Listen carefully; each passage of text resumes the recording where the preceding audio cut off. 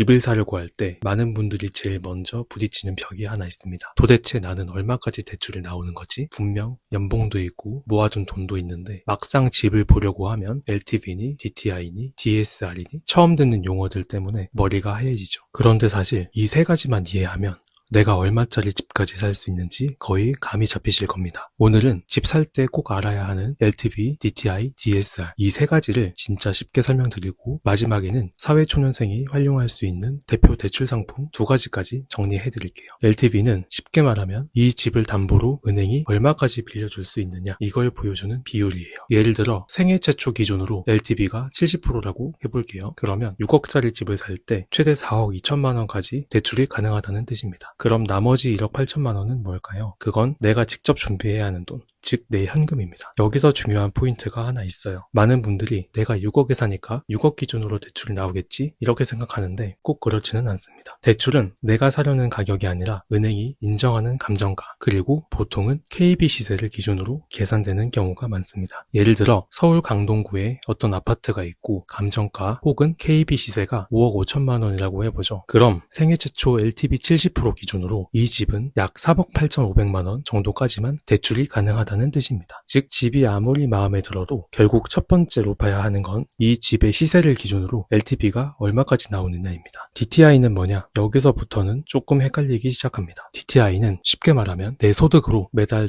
주택담보대출의 원금과 이자를 얼마나 감당할 수 있느냐 이걸 보는 겁니다. 현재 일반적으로는 DTI를 40% 수준으로 보는 경우가 많습니다. 이 말은 무슨 뜻이냐면 여러분의 연소득 중에서 최대 40%까지만 대출 원리금을 갚는 데 쓸 수 있다는 의미예요. 예를 들어 연봉이 3,600만 원인 직장인이 있다고 해볼게요. 그럼 연소득의 40%는 약 1,440만 원입니다. 월로 나누면 약 120만 원 정도죠. 즉 1년 동안 내야 할 대출 원리금이 이 범위를 너무 넘어가면 DTI 기준에서 대출이 막히게 되는 겁니다. 계산 예시를 볼게요. 연봉 3,600만 원인 분이 3억 원을 금리 4%로 대출을 받는다고 가정하면 연간 원리금은 약 1,720만 원입니다. 이걸 연소득으로 3,600만 원으로 나누면 DTI가 약 47.7%가 나오죠. 즉 일반적인 40% 기준을 넘기기 때문에 이 조건으로는 3억 원 대출이 어렵다는 뜻입니다. 정리하면 DTI는 내 소득에 비해 원리금 부담이 너무 크지 않나? 이걸 보는 지표라고 이해하시면 됩니다. 그런데 요즘은 DTI보다 DSR이 더 중요합니다. 사실 요즘 대출에서는 DTI보다 DSR을 더 많이 봅니다. 왜냐하면 DTI는 주택담보대출의 원리금만 계산하지만 DSR은 주택담보대출 이외의 모든 대출의 원리금까지 포함해서 보기 때문인데요. 즉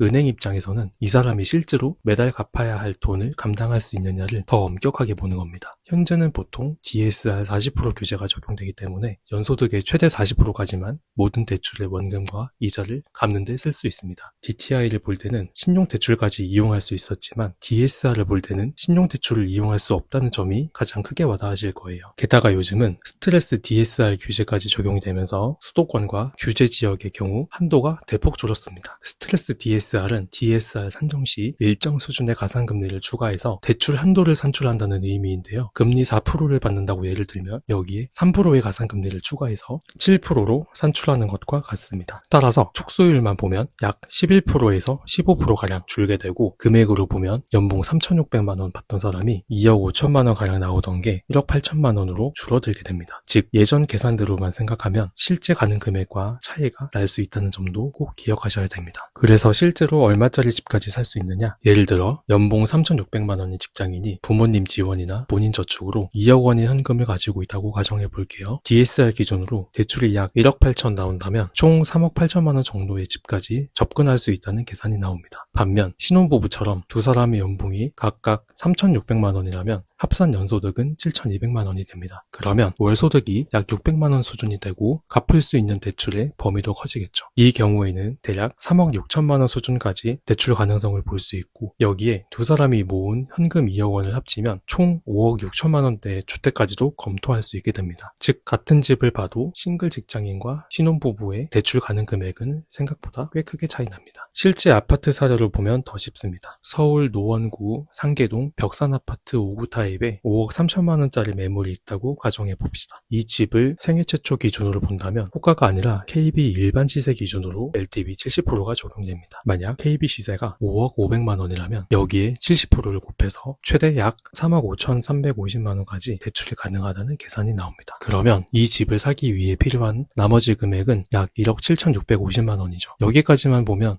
생각보다 살만한데 싶을 수 있습니다. 그런데 여기서 끝이 아닙니다. DSR을 같이 봐야 하기 때문입니다. 만약 연봉이 3,600만 원이라면 LTV상으로는 3억 5천만 원이 넘게 나와도 실제로는 DSR 40% 규제 때문에 대출이 약 1억 8천만 원 수준에서 막힐 수 있습니다. 그럼 어떻게 되느냐? 5억 3천만 원짜리 집을 사려면 대출 1억 8천만 원을 제외한 나머지 3억 5천만 원 정도를 현금으로 준비해야 한다는 뜻이 됩니다. 이게 바로 많은 분들이 헷갈리는 지점입니다. 집은 LTV상으로 살 수 있어 보여도 실제로는 DSR 때문에 대출이 덜 나와서 현금이 더 많이 필요해지는 거죠. 이제부터는 사회초년생이나 실수요자가 많이 보는 대표 대출 상품 두 가지를 보겠습니다. 첫 번째는 디딤돌 대출입니다. 디딤돌 대출은 주택도시기금에서 지원하는 서민 실수요자 중심의 정책 대출이라고 보시면 됩니다. 대표적으로 많이 보는 건 내 집 마련 디딤돌 대출입니다. 이 상품은 소득 조건도 있는데 부부 합산 연소득 6천만 원 이하, 생애 최초는 7천만 원 이하까지 조건이 완화됩니다. 그리고 이 상품은 소득만 맞는다고 되는 게 아니라 주택가격 기준도 맞아야 합니다. 보통 주택가격이 5억 원 이하, 신혼부부나 2자녀 이상 가구는 6억 원 이하 조건이 붙습니다. 대출 한도는 일반적으로 2억 원, 생애 최초는 2억 4천만 원, 신혼가구나 2자녀 이상 가구는 3억 2천만 원까지 가능할 수 있습니다. 금리는 상대적으로 낮은 편이고 대출 기간은 10년부터 30년까지 선택할 수 있습니다. 가장 큰 장점은 DSR을 보는 게 아니라 DTI를 보기 때문에 신용대출까지 이용할 수 있다는 점에서 굉장히 유리한 조건입니다. 두 번째는 보금자리론입니다. 이 상품은 한국주택금융공사, 즉 HF에서 제공하는 장기 고정금리 상품입니다.